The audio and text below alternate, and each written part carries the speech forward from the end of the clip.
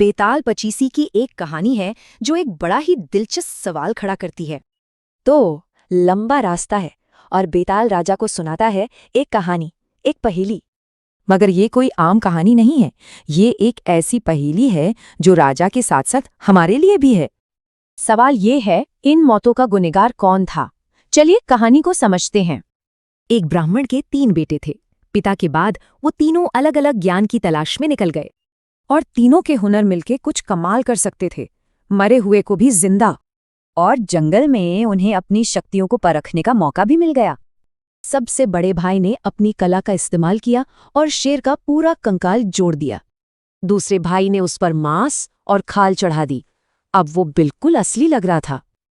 अब तीसरे भाई की बारी थी, अपनी सबसे बड़ी कला दिखाने की, उसमें जान डालने की। और जैसे ही शेर जिंदा हुआ, उसने तीनों भाइयों को मार डाला। तो बेताल राजा से पूछता है, इस तबाही का जिम्मेदार कौन है?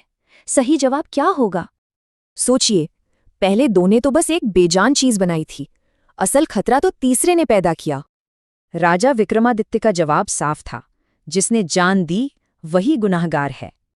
राजा का तर्क था कि जब तक जान नहीं थी तब तक कोई खतरा नहीं था।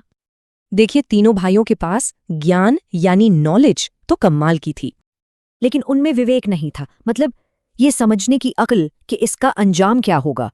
कहानी यही सिखाती है, ज्ञान बताता है कि क्या हो सकता है, विवेक बताता है कि क्या करना चाहिए। ये सदियों पुरानी कहानी आज भी एक बड़ा सवाल उठाती है।